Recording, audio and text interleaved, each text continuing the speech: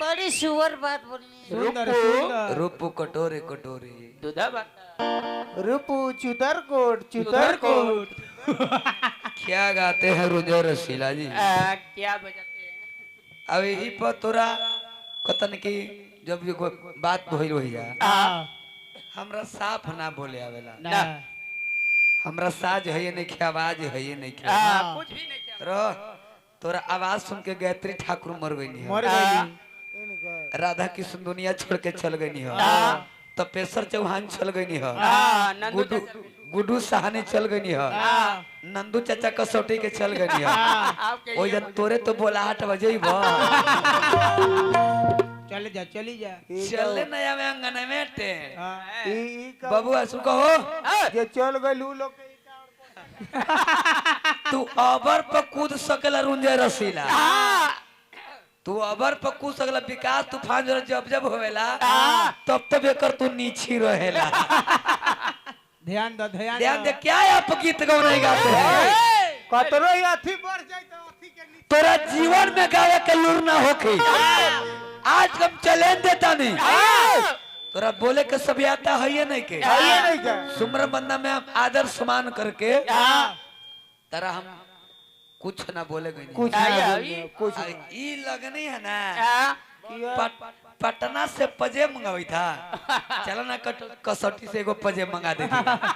कटौती से उठा लाली मंगा दो। अरे तेरा से तो सुंदर बहुत सुंदर हमारा कलाकार बीएसएफ के जवान जो हर साज बजाने वाले हमारा तोरा बगल में बैठे हुए जे विकास खोपड़े जी बैठे हुए गवाई अरे वो सीखेला लूर हवे जेकरा अपना आप में हमता हो जाला तो जीवन में हमता कबो जा न सकेला। हमता क्या है बबुआ जी? क्या है? हम तक केहू के लेके ना जाला उ अपने आप के लेके हां बबुआ आखिर मनुष्य में जब हम हो जाला तो कहला कि हम इस समुद्र के वो तैर के पार हो जाए गंगा जी के तैर के पार हो जाए जब हम समा जाला तब आ वही जब बबुआ बीच दरिया में जाला हम हो जाला कहला कि हम चल तू नीचे चल धार के नीचे हाथ धार के पहले नीचे चल चल और जब हम तवा निकल जाई ना तो ज्यादा रसीला जी तोर हमता खत्म हो गए ऊपर छता अब चल तू ऊपर एकदम खड़ा हो अब ऊपर चल लमका धरी है लमका धरी तो इंसान में कबो हम ना होके के चाहिए कितना सुंदर मेरा गुरुजी बात बोलनी है कि जकरा बबुआ हम हो गईला ये मनुष्य जब तन जब पहले बानी तो भजन करो केहू के बिगाड़े के ना सीखो जहाँ तक बने वहाँ तक बनावे के कोशिश करो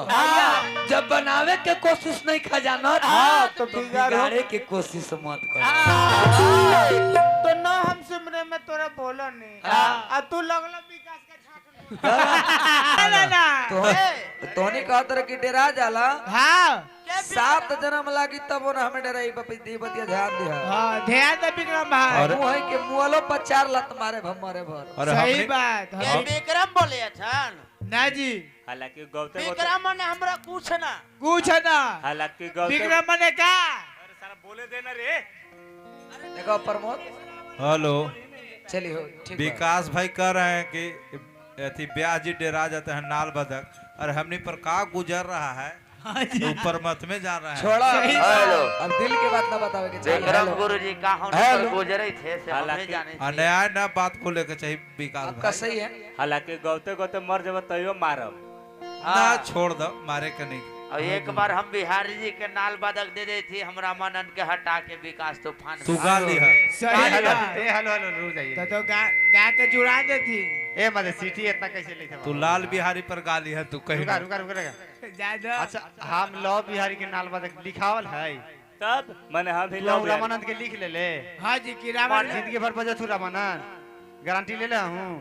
जमीन के दखल खारिज होई के नाल बदक के दखल खारिज होई ना 100 बात के एक जवाब अनपढ़ आदमी कहता तू ना कि कागज के सवाल है खेत बाड़ी में लिखा तो ना वो कागज के हवा देन अरे हम कोई में चाहिए बजबे ओकरा से क्या मतलब है? हाँ कलाकार कोई के बंधुआ है? हाँ ना ना ना पागल नियन बतियाते हैं यार प्यास। अनुज तो गुरु हल्ले मजा ले और रानिया मने के तोर हवा पर्सनल ना जी देखो ईश्वर चेक के करो। देन है। देखो नाल देखो रानिया तोर खमदान के हवा ना जी ओ है ईश्वर नाल के बेस देखो भैया नाल के बेस ऐसे कौची बात करा हो अलग पकड़ाए वाला ज्यादा धीरेन्द्र भाई भगवान है। विक्रम भैया कुछ ना बोले के ना काहे कि हमरा गुरुदेव बैठे हुए हैं कहे को बोलो आ गुरुजी जब बैठल बाने तब अब हमने गीत गौ नहीं गावत नहीं अब कथो कहानी 10 मिनट रखो भैया बबुआ बोले के का बा अब इनका खरिहानी छील के अपन बोझवा रखो कि ओवर बने के चक्कर में ओवर एक्टिंग ओवर हो जाला ओवर एक्टिंग गोबर हो जाला हो जाला लोग ओवर एक बात तो साफ बात है, तू माइंडियल आदमी बाड़ा बड़ा दिमाग तो लगावेला भाई लगावे लगा पूर्ण संपूर्ण तो चली जवन कार्यक्रम में हम दोनों भाई उपस्थित बानी जा ई हम ना वेद पुराण कहेला शास्त्र प्रमाण बतावेला कि जवन कार्यक्रम में दोनों भाई के आगमन भइल बा ओह कार्यक्रम में मलिकार दुख के साथ साथ सुख के आगमन भइल बा दुख कौन बात के? हाँ जी आज हमनी सभे के बीच में दुख ओह बात के हो रहल बा कि आज ये घर परिवार से एगो महान आत्मा के विदाई हो चुकल बा महान आत्मा के जुदाई हो चुकल बा और सुख है बात के लागल बा ये चचा जय धरती के नाम मृत्यु लोग हमनी धरातल पर आयल बानी तो धरातल पे एगो ड्रामा करे आयल बानी रोल रूपी जीवन मिलल बा आज से जैसे 12-13 दिन पहले हमनी के बाबूजी चल गई नी बारी बारी से हमनियों के चल जाए के काम बा लेकिन खुशी के बात यही बा बबुआ कि जाए से पहले चचा हरियर बाग बगीचा फल फुलवारी लगा के गए बानी चली त गाना बजाना के प्रथमा चरण में लाग रहल बानी हमनी के सामने फोटो दिखाई दे रहल बा हिंदू सनातन धर्म के अनुसार धरती पर देवी और देवता की कमी नहीं खे कहीं कहीं 33 करोड़ देवी देवता होले कहीं कहीं 56 कोटि देवी देवता होले चाहे जितना भी धरती पर देवी देवता बानी जा ना माई से बढ़ के कोनो देवी होली ना पिताजी से बढ़ के कोनो देवता होले जिसके घर में माता पिता हंसते हैं उसी के घर में देवी और देवता बसते हैं सही बात। अरे दुनिया वालों रोजा रखो या उपवास रखो रोजा रखो या उपवास रखो बेटा वही है मलिकार जो बुढ़ापे में अभी अपने माता पिता के अपने पास रखो लेके चला ए बाबा हम ही चलता नहीं खी लेके चलन हम माई बाबूजी के सेवा घरे करब ई हम गौनई गावे आइल बानी तोरे बात है ऐसनी सब जोकर अरे